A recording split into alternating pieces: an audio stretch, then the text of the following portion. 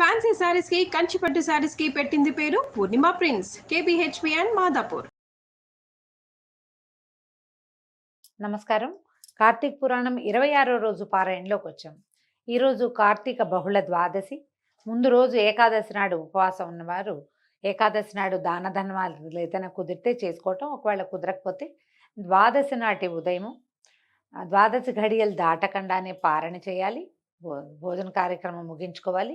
ఎవరైనా బ్రాహ్మణుడికో లేదా సాటి వాళ్ళు ఎవరైనా సరే, మన వాళ్ళకైనా సరే వారికి భోజనం పెట్టి దక్షిణ తాంబూలాదులు ఇచ్చి తర్వాత మనం కూడా భోజనం చేయాలి.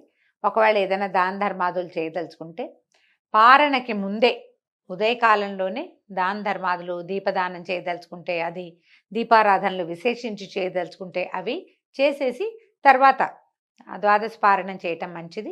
ఎవరైతే ఏకాదశి నాడు ఉపవాసం ఉండి ద్వాదశి నాడు పారణ చేసి యథావిధిగా బ్రాహ్మణుని అర్చించి ఏదో తాంబూలాదులు అవి ఇచ్చిన వాళ్ళు మధ్యాహ్న కాలం నిద్ర చేయకూడదండి. మధ్యాహ్నం పడుకోవద్దు. ఎవరింటికైనా వెళ్ళి కొంచెం వాకిట్లోకి వెళ్ళి ఏదైనా పని చూసుకుని పగలు మాత్రం పడుకోవద్దు. పగలు పడుకుంటే ఏకాదశి వ్రత ఫలితం లభించదని పెద్దవాళ్ళు చెప్తారు. ఆ విధంగా ఆచరించుకుని ఈ ద్వాదశిని సుసంపన్నం చేసుకోండి. అయితే ఈ రోజు ఏం చెప్తున్నారో చూద్దాం. ముందు రోజు నిన్నటి రోజున మనం ధర్మదత్తోపాఖ్యానం చెప్పాం. ధర్మదత్తుడు తను ఆర్జించినటువంటి కార్తీక వ్రత ఫలితాన్ని ఈవిడ కలహ అనే ఆవిడికి ధారపోసాడు. ఆమెని విష్ణు పార్షదులు తీసుకెళ్ళిపోతూ ఉండగా అయితే ఇవన్నీ విష్ణుగణాలని అడిగాడనమాట. ఎట్లా ఏమిటి అని అడిగేసరికి వాళ్ళు చెప్పారు, నాయన నువ్వేం బెంగపెట్టుకోక, నువ్వు కూడా వైకుంఠానికి వెళ్తావు, ఆమె వైకుంఠానికి వెళ్తుంది, తదుపరి జన్మలో తర్వాత రాగల కాలంలో నువ్వు దశరథుడిగా పుడతావు, ఈమె కైకేయిగా జన్మిస్తుందని వాళ్ళు చెప్పింది విన్నటువంటి ఈ కథంతా విని విషయం విన్నటువంటి ధర్మదత్తుడు విస్మృత చేష్టుడు విస్మయ రూపుడు అయిపోయి పునః వారికి దండవత్తుగా ప్రణామం ఆచరించి, ఓ విష్ణు స్వరూపులారా, ఈ జనానీకమంతా అనేకానేక క్రతువ్రత దానాల చేత ఆ కమలనాభుణ్ణి సేవించుకుంటూ ఉన్నారు. వాటి అన్నిట్లోనూ ఏ ఒక్కదానిని ఆచరించడం వల్ల విష్ణువుకి అత్యంత ప్రీతి కలుగుతుందో, దేని వలన విష్ణు సాక్షాత్కారం లభిస్తుందో దాన్ని సెలవీయండి అని వేడుకున్న మీదట విష్ణుగణాలు అతన్ని ఇట్లా సమాధానపరిచాయట. ఏం చెప్పారో చూద్దాం. ఓ పాపరహితుడైన బ్రాహ్మణ, నీవడిగిన ప్రశ్నకు ఇతిహాసపూర్వకమైన సమాధానాన్ని చెప్తాము విను. పూర్వము కాంచీపురాన్ని చోళుడు అనే రాజు పరిపాలించేవాడు. చోళాస్ కాలం మనకు తెలుసు కదండి, చోళులు చాళుక్యులు. ఈయన రాజరాజ చోళుడో ఇలాంటి పేరున్న ఒక చోళ చక్రవర్తి రాజ్యం చేసేవాడు. అతని పేరు మీదే ఆ ప్రాంతాలన్నీ చోళ దేశాలుగా ప్రఖ్యాతి వహించాయి. అతని మొదటి రాజు గురించే చెప్తున్నారు అనుకుందాం. ఆయన పేరు మీదే ఈ చోళ సామ్రాజ్యం పేరు కాంచిందనమాట. ధర్మపాలనకి పెట్టింది పేరైన ఆ రాజు విష్ణు ప్రీతికై అనేకానేక యజ్ఞాలను నిర్వర్తించాడు. అతని యజ్ఞాలకై నిర్మించబడిన బంగారపు యూపస్తంభాలతోటి తామ్రపర్ణి యొక్క 2 తీరాలు కూడా కుబేర ఉద్యానవనాలైనటువంటి చైత్రరథాల వల్లే ప్రకాశించే. యూపస్తంభాలంటే యజ్ఞంలో ఒక స్తంభాన్ని పాతి పెడతారండి, యజ్ఞం చేసిన దానికి గుర్తు. ఆ యూపస్తంభానికే యజ్ఞ పశువుని కట్టి యజ్ఞానికి కావలసిన బలి కార్యక్రమాదులన్నీ నిర్వహిస్తారట. ఈ సూర్యవంశ క్షత్రియుల కాలంలో కూడా అలాగే ఎన్నో యూపస్తంభాలు వేశారని చెప్తారు. అయితే అటువంటి రాజు ఒకానొక నాడు అనంతశయనం అనే పేర యోగ ముద్రితుడుగా ఉండేటువంటి విష్ణువాలయానికి వెళ్ళి మణిమౌక్తిక సువర్ణ పుష్పాదులతో ఆ శ్రీహరిని అర్చించి శ్రీహరి సన్నిధిలోనే కూర్చున్నాడు. ఈయన ఏం చేశాడు, దేవాలయానికి వెళ్ళాడు. అనంతశయనం ఆ దేవాలయం పేరు. విష్ణువు ఇట్లా పడుకుని ఉన్నటువంటి శయనమూర్తిగా ఉన్నటువంటి దేవాలయానికి వెళ్ళాడు. అనేక మణులతోటి మౌక్తికాలతోటి రత్నాలతోటి అర్చన చేసి సన్నిధిలో కూర్చోమంటారు కదా, కూర్చున్నాడు. కూర్చునేసరికల్లా అంతలో విష్ణుదాసుడనే బ్రాహ్మణుడొకడు విష్ణువార్చనార్థమై ఆ ఆలయానికి వచ్చాడు. విష్ణు సూక్తాన్ని పఠిస్తూ అతడు ఆ విష్ణు సౌజ్ఞను అంటే ప్రతిమని అభిషేకించి తులసి దళాలతోనూ గుత్తులతోనూ విష్ణు పూజని నిర్వహించాడు. దళాలు కోసుకొచ్చాడు. మంజరులు అంటే కుచ్చులు వస్తాయి కదా మనకి, విత్తనాలు వచ్చే వాటిని గుత్తులు అంటారు లేదా మంజరి అంటారు, దాని పేరు అది. ఆ మంజర్లతోటి అర్చించాడట. విశేషంగా విష్ణు పూజను నిర్వహించాడు. అది చూసిన రాజుగారికి మహాప్రచండమైన కోపం వచ్చిందట. ఆ కోపంలో తాను ధర్మవేత్త అయ్యుండి కూడా అవతలి యొక్క బ్రాహ్మణాభిజాత్యాన్ని విస్మరించి అవతలైన బ్రాహ్మడు ఈయన్ని మనం ఇట్లా అనకూడదు అని ఆలోచించలా. ఒక కష్టంతో వచ్చింది ఆయనకి.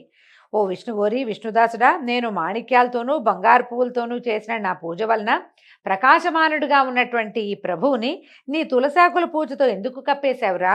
నేనెంతో భక్తితో ఆచరించిన పూజని ఇలా పాడు చేశావంటే అసలు నీకు విష్ణు భక్తి అంటే తెలుసా అని చీదరించుకున్నాడు. ఇప్పుడు తులసికి ఏ రత్నంతోటి పోలిక లేదు. కొన్ని వేల కోట్ల రత్నాల కంటే ఒక్క తులసి దళం చాలా గొప్పది. కానీ రాజుకి ఆ రకమైన ఆలోచన లేదు. నేను అద్భుతమైన పూజను సమర్పించాను, మణులు రత్నాలు పెట్టి బంగార పువ్వులు పెట్టి పక్కన దీపాలు పెడితే ఆ దీపాల వెలుగులో స్వామివారి సౌమ్య ఆ ప్రతిమా విశేషం చాలా మెరిసిపోతోంది. ఎప్పుడైతే ఇవన్నీ పక్కకు తొలగించి దాని మీద పక్క తొలగించపోయినా పైన పత్రాలును మంజరలతో కప్పేశాడు ఆయన. ఇక వెలుగు లేదు. దాంతో కష్టంతోచి అడిగాడు. దాంతో ఈ బ్రాహ్మణుడికి కూడా చాలా కోపం వచ్చిందట. రాజుతో మాట్లాడుతున్నానన్న ఆలోచన లేకుండా, ఓ రాజా నీకు దైవభక్తి లేదు సరికదా, రాజేశ్వర్యమత్తుడిపై ఉన్నావు, విష్ణు ప్రీత్యర్థము నీ చేత ఆచరింపబడిన యజ్ఞం ఏదైనా ఒకటి ఉంటే చెప్పు అని ఎదిరించాడు. అతని మాటలకి అవహేళనగా నవ్వుతూ, నీ మాటల వలన నీవే విష్ణుభక్తి శూన్యుడివని తెలుస్తూ ఉంది. ధనహీనుడవు దరిద్రుడవు అయినటువంటి నీకు భక్తి ఎలా కలుగుతుంది? అసలు నువ్వెప్పుడైనా విష్ణుప్రీతిగా నువ్వు చేసావా ఒక యజ్ఞాన్ని? నువ్వేమైనా ఒక దేవాలయాన్ని కట్టించావా? నువ్వు ఏమీ చేయలేని వాడివి, అతను నీకు భక్తుడు అనే అహంకారం మాత్రం పుష్కలంగా ఉంది. ఓ సదస్సులారా, సద్బ్రాహ్మణులారా, శ్రద్ధాళులై వినండి. నేను విష్ణు సాక్షాత్కారాన్ని పొందుతానా, ఈ బ్రాహ్మడు విష్ణు సాక్షాత్కారాన్ని పొందుతాడో చూద్దాం అని చెప్పి నిదానించి చూడండి, మా ఇద్దరిలో ఎవరికి సాక్షాత్కారం లభిస్తుందో. అంతటితో మా ఇద్దరిలో ఉన్న భక్తి ఎటువంటిదో మీకే తెలుస్తుందని ప్రతిజ్ఞాపూర్వకంగా పలికి చోళుడు స్వగృహానికి వెళ్ళి ముద్గలుడు అనే మునిని ఆచార్యునిగా వరించి విష్ణు సత్రయాగానికి పూనుకున్నాడు. సత్రయాగం అని చేస్తారండి, 10 సంవత్సరాలు చేస్తారు. ఈ యాగాలలో విష్ణు సత్రయాగం అనేది ఒక ప్రత్యేకమైనది. రాజుగారు విష్ణు సాక్షాత్కారాన్ని పొంది ఆ బ్రాహ్మణుడి మీద గెలవడం కోసం సత్రయాగాన్ని మొదలుపెట్టుకున్నాడు. బహుకాల పూర్వం గయాక్షేత్రంలో ఋషి సముదాయాలతో చేయబడింది. అన్నదానాలు అనేకానేక దక్షిణలతో సామాన్యులకు ఆచరించడానికి సాధ్యం కానిది, సర్వసమృద్ధిమంతమైంది అయినటువంటి ఆ మహాయజ్ఞాన్ని రాజు పూనుకొని నిర్వహించడం మొదలుపెట్టాడు. పేదవాడైన విష్ణుదాసుడు ఆ గుడిలోనే విష్ణు దీక్షితుడై హరిప్రీతికై ఆచరించవలసిన మాఘ కార్తీక వ్రతాచరణలు, తులసీవన సంరక్షణలు, ఏకాదశి నాడు ద్వాదశాక్షరి యుత విష్ణు జపము, షోడశోపచార విధిని నిత్య పూజలను, నృత్య గీతవాద్యాది మంగళ ధ్వనులతోనూ ఈ విధంగా తన శక్తి మేరకు భక్తియుక్తుల్ని ఆచరించడం మొదలుపెట్టాడు. ఈ పందెం రాజు మొదలుపెట్టాడు. ఆయన మొదలెట్టాడు కాబట్టి విష్ణుదాసుడు కూడా తను చేయటం మొదలుపెట్టాడు. తుదకు ఇతను ఏం చేసేవాడు, నిత్యము సర్వవేళల్లోనూ భోజనాది సమయాల్లోనూ సంచారమందు తుదకు నిద్రలో కూడా హరినామస్మరణను చేస్తూ ప్రత్యేకించి మాఘ కార్తీక మాసాలలో విశేష నియమపాలన్ని ఆచరిస్తూ ఉండేవాడు. ఆ విధంగా భక్తులైన చోళుడు విష్ణుదాసుడు ఇద్దరూ కూడా తమ సర్వేంద్రియ వ్యాపారాలని విష్ణువ్రతనిష్టలోనే నిలిపి విష్ణు సాక్షాత్కార ప్రాప్తి కోసం చాలా కాలం తమ వ్రతాల్ని ఆచరిస్తూ ఉండిపోయారు. కాలం గడుస్తూ ఉండగా ఒకనాటి సాయంకాలం విష్ణుదాసుడు వండుకున్న భోజనాన్ని ఎవరో కాజేసుకుని వెళ్ళిపోయారు. నేనేం చేశాడు, పగలల్లా విష్ణు సేవలో ఉండి సాయంకాలం భోజనం వండుకునేవాడు. వండుకుని దేవాలయానికి వెళ్ళి అర్చన చేసుకుని వచ్చాక తినేవాడు. బహుశా పాపం అన్నం వంట ఏదో వండుకున్నాడు, అది అక్కడ పెట్టాడు, అది కాస్త వెళ్ళిపోయింది, ఎవరో తీసుకుపోయారు. ఆ దొంగిలించిన వాళ్ళెవరా అనే విషయమై విష్ణుదాసు పెద్దగా విచారణ చేయలేదు. పునః వంట ప్రయత్నాలు చేద్దామంటే సాయంకాలం పూజకు సమయం మించిపోవడంతో ఆ రోజున భోజనం లేకుండానే విష్ణు పూజ చేసేసుకున్నాడు. అందులోనే గడిపేశాడు. మర్నాడు కూడా వంట చేసుకుని శ్రీహరికి నివేదించే లోపలే ఎవరో ఆ వంటకాలని కాజేసుకుపోయారు. విష్ణు పూజకు వేళపోనీయకూడదనే ఆలోచనతో ఆ రోజు కూడా ఆ బ్రాహ్మణుడు అభోజనంగానే విష్ణు సేవని కొనసాగించాడు. ఇలా వారం రోజులు గడిచాయి. ప్రతిరోజు అతని భోజనాన్ని ఎవరో అతి చాకచక్యంగా, అంటే కంటికి తెలియకుండా పాపలు తీసేస్తున్నారు. ఆయన అక్కడే ఉంటాడు, ఎప్పుడు మాయమైపోతుందో అయిపోతుంది అంతే. అయితే ఈయన పస్తులుంటూ కూడా హరిసేవ చేస్తూనే ఉన్నాడట. వారం రోజుల పాటు అభోజనంగా ఉండటంతో విష్ణుదాసుడికి 7వ రోజున అనిపించింది, ఏమిటి ఇన్ని రోజుల నుంచి ఎవరో తీసుకుపోతున్నారు, ఆ దొంగ ఎవడో పట్టాలనిపించింది. వారం నుంచి ఏం పెద్ద శ్రద్ధ పెట్టలా, చివరికి ఒకరోజు అనిపించింది అనమాట. అందువల్ల ఆనాడు పెంద్రాళే పని ముగించుకుని వంటకాలను పూర్వస్థానం అందే ఉంచి తాను చాటును దాగి కూర్చుని ఈ దొంగ కోసం ఎదురు చూడడం మొదలుపెట్టాడు. కొంతసేపటికి ఒకానొక చండాలుడు ఆ అన్నాన్ని దొంగిలించేందుకు వచ్చాడు. వాడి ముఖం అత్యంత దీనంగా ఉంది. రక్తమాంసాలు ఏమాత్రము లేకుండా కేవలము ఎముకల మీద చర్మం కప్పినట్టుగా ఉన్నవాడు అన్నార్తుడు అయిన ఆ చండాలుడు వంటకాలను దొంగిలించుకుపోవటం మొదలుపెట్టాడు, తీసేశాడు అనమాట. అతని దైన్య హైన్య స్థితిని చూసి అప్పటికే కరుణాభరితమైన హృదయంతో ఉన్న బ్రాహ్మణుడు, ఓ మహాత్మా కాసేపు ఆగవయ్యా, ఆ అన్నాన్ని అలా ఒట్టిగా తింటం కష్టం, ఈ నేతి కూడా పట్టుకెళ్ళని నేతి గిన్నె తీసుకుని బయలుదేరాడు. నేతి జాడీతో సహా అతని వెంటపడ్డాడు. ఈ విప్రుడు తనని బంధించి రాజభట్లకు అప్పగించుతాడనే భయంతో ఆ చండాలుడు విసురుగా పరిగెత్తడం మొదలుపెట్టాడట. ఈ బ్రాహ్మణాయన కూడా ఆ చోరుడి వెనకాలే పరిగెడుతూ, అయ్యా నెయ్యి తీసుకుని కలుపుకొని తినవయ్యా స్వామి, చెప్పిన మాట వినవయ్యా, నెయ్యి వేసుకొని నెయ్యి వడ్డించటానికి వెంబడబడుతున్నాడు. అసలే అలసటగా ఉన్న చండాలుడు భయం వలన నేలను బడి మూర్ఛపోయాడు.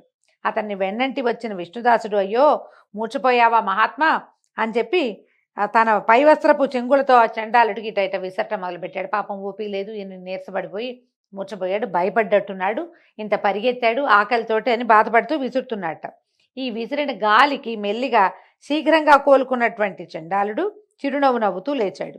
అప్పుడు ఇతడు విష్ణుదాసుని కళ్ళకి శంఖచక్ర గదాబ్జధారి, పీతాంబరుడు, చతుర్భుజుడు, శ్రీవత్సలాంఛితుడు, కౌస్తుభాలంకృతుడు అయిన శ్రీమన్నారాయణుని వలె కనిపించటంతో అతగాడు సాత్విక భావావృతుడైపోయి అవాక్కుగా ఉండిపోయాడు. అట్లా నోరు తెచ్చుకుని ఉండిపోయాడు అనమాట. విస్మయకరమైన సంఘటన ఉన్నప్పుడు మనం ఏం చేస్తాము? ఎవరికైనా మాట మంతి వస్తుందా? ఏమీ లేదు, నోరు తెచ్చుకొని ఉండిపోయాడు, అవాక్కుగా ఉండిపోయాడు. ఈ భక్త భగవానుల సంగమ దర్శనార్థం ఇంద్రాదులెందరో విమానారూఢులై ఆ ప్రాంతాలకు వచ్చారు. విష్ణువు మీద, విష్ణుదాసుడి మీద కూడా పువ్వుల వాన కురిపించారట. అప్సరసలు ఆడారు, గంధర్వులు పాడారు, దేవగణాల వందలాది విమానాలతో ఆకాశం అంతా నిండిపోయిందట. భగవంతుడు భక్తుడు కలిసినటువంటి ఈ సన్నివేశం అత్యద్భుతమైనది, లోకంలో చాలా అరుదుగా జరిగేది. ఈ అరుదైన సంఘటన చూడ్డానికి దేవగణాలన్నీ వచ్చి బార్లు తీర్చేసాయట ఆకాశం అంతా. అనంతరము ఆ ఆదినారాయణుడు విష్ణుదాసుని గాఢంగా కౌగలించుకున్నాడు. తన సారూప్యాన్ని ప్రసాదించి తనతో బాటే విమానం ఎక్కించుకుని వైకుంఠానికి బయలుదేరాడు. యజ్ఞవాటికలో ఉన్న చోళుడు గగనగాములైన బ్రాహ్మణ బ్రహ్మజనకులిద్దరినీ చూసి ఆశ్చర్యపోయాడు. యజ్ఞవాటికలో ఉన్నాడు, ఆయన చూశాడు, చోళుడికి విమానం కనపడుతోంది. ఎట్లా కనపడింది? దైవ విమానం అంటే అతను కూడా మహాభక్తుడే, అందులో అనుమానం ఏం లేదు. బ్రాహ్మణుడితో సాటి వచ్చేంత భక్తి లేదు, కానీ ఉన్నది భక్తి. దాంతో ఆయనకి కనిపించేశారు కల. అయితే అలా చూస్తూ ఉండిపోయాడు. తక్షణమే తన ఆచార్యని పిలిచి, ఓ ముద్గరముని, నాతో వివాదమాడిన ఆ నిరుపేద విప్రుడు విష్ణు రూపాన్ని పొంది వైకుంఠానికి వెళ్ళిపోతున్నాడు. అమితైశ్వర్యవంతుడనైన నేను అసాధ్యాలైన యజ్ఞదానాదులు చేస్తూ కూడా విష్ణు సాక్షాత్కారాన్ని పొందలేకపోయానంటే ఇక వైకుంఠం అసంగతమే కదా, ఇంకా నాకు వైకుంఠం లభించదు, విష్ణువు నాకు లభించలేదు. నేను ఎన్ని యజ్ఞాలు చేసినా, బ్రాహ్మణులు కోరినంత దక్షిణలు సమర్పించినా కూడా ఆ శ్రీహరికి నా మీద లేశమైనా కృప కలిగినట్లేదు. దీనివల్ల కేవలం భక్తే తప్ప విష్ణునుగ్రహానికి మరొక మార్గం లేదు. ఈ యజ్ఞయాగాది కర్మకాండలని అనవసరమని భావిస్తున్నానని చెప్పాడు. పాపం చెప్పాడు, బాల్యం నుంచి యజ్ఞదీక్షలోనే ఉండటం వల్ల నిస్సంతుడైన ఆ రాజు తన సింహాసనం మీద తన మేనల్లుడికి స్వయంగా పట్టాభిషేకం చేశాడు. ఎంతకాలం నుంచో సత్రయాగం చేస్తూ యంగ్గా ఉన్నప్పుడు, అంటే యుక్త వయసు నుంచి అక్కడే ఉన్నాడు. ఆయనకి మేనల్లుడు ఉంటే ఆ మేనల్లుడికి సింహాసనం ఇచ్చేశాడు.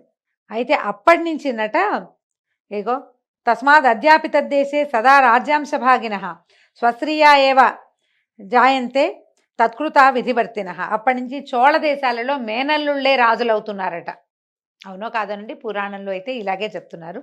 చోళ దేశాల్లో రాజ్యాధికారాన్ని పొందటంలో రాజుల మేనల్లుళ్లే కర్తలవుతూ వచ్చారు. అనంతరము చోళుడు యజ్ఞహోమగుండం దగ్గరికి చేరి, ఓ శ్రీహరి, త్రికరణ శుద్ధిగా నీ ఎందలి భక్తిని నా యందు సుస్థిరం చేయి తండ్రి అని ప్రార్థించి సమస్త సదస్యులు చూస్తుండగా అగ్నిప్రవేశం చేసేసాడు. ఏంటంటే ఇది పోటీ కోసం చేయలేదండి. అతనికి ఏదో లభించింది నాకు లభించాలని కాదు, అతనికి లభించినంత జ్ఞానం నాకు లేదని తెలుసుకున్నాడు. అతనంత భక్తిపరుణ్ణి నేను కాను, నేను చేసే ఈ క్రియా కర్మకాండ కంటే కూడా భక్తి చాలా ఎక్కువైనది అని గ్రహించి ఇంకా ఈ జీవితం నిరర్థకమని భావించి అగ్నిప్రవేశం చేశాడు. అది చూసి క్రుద్ధుడైన ముద్గలుడు తన శిఖను పెరిగి వేసుకున్నాడు. అది మొదలుగా ఆ గోత్రం ఈనాటికి కూడా విశిఖగానే వర్తిల్లుతోంది. ముద్గలుడనేటువంటి ఆచార్యుడు ఈయనతోటి యజ్ఞం చేయిస్తున్నవాడు తన శిఖని వెనకాల ఇది పెట్టుకుంటారు కదా, పిలకనమ్మ అనాలి. తెలుగులో ఇలాంటి పదం వాడకూడదండి. మనం ఎవరి గురించైనా బ్రాహ్మణుల గురించి, పెద్దవాళ్ళ గురించి ఇలా కథల్లో చెప్పేటప్పుడు కూడా శిఖ అని చెప్పాలి. శిఖ కాదండి, శిఖ. ఈ శిఖని లాగేసుకున్నాడట, తలంతా నెత్తురుమైపోయింది. కానీ ఆయన గోత్రం ఇప్పటికీ కూడా విశిఖ పేరుతోటి ఒక గోత్రం నడుస్తోంది. అయితే హోమగుండంలో ప్రవేశించిన రాజుని అందులో ఉంచి అగ్నిలో నుంచి ఆవిర్భవించిన శ్రీహరి ఇట్లా పట్టుకున్నాడట, ఆదుకొని ఆ చోళుని ఆలింగనం చేసుకుని అతనికి కూడా సారూప్యాన్ని అనుగ్రహించి అక్కడి వారందరూ ఆశ్చర్యంగా చూస్తుండగా తనతోటి వైకుంఠానికి తీసుకెళ్ళిపోయాడు. ఓ ధర్మదత్త, అలనాడు ఈ విధంగా ఆ శ్రీహరి ఇటు విష్ణుదాసుని అటు చోళుని కూడా అనుగ్రహించి సాక్షాత్కారం ఇచ్చి తన వైకుంఠ ద్వారపాలకులుగా చేసుకున్నాడు. కాబట్టి ఓ విప్రుడా, విష్ణు అనుగ్రహానికి విష్ణు సాక్షాత్కారానికి 2 విధాలుగా ఉన్న ఒకే ఒక మార్గము భక్తి మాత్రమే. కర్మకాండలు ఎన్ని చేసినా, ఎన్ని పువ్వులు పెట్టాం, ఎంత తెచ్చాం, ఎంత ప్రసాదాలు చేసాం కంటే కూడా భక్తి, ఎంత మనసు భగవంతుని యందు ఉంచాము, ఎంత శ్రద్ధ భగవంతుని మీద ఉన్నది అనేదే అత్యంత ముఖ్యమైనది. ఆత్మజ్ఞానము ఒకటి, ఆత్మజ్ఞానం రెండోది ఆత్మార్పణము అని విష్ణుదత్తుడికి బోధించి విష్ణు పార్షదులు మౌనం వహించారు. దీంతో 26వ రోజు పారాయణ పూర్తయిందండి. రేపు ఉదయం 27వ రోజు పారాయణలో మళ్ళీ కలుసుకుందాము. నమస్కారం.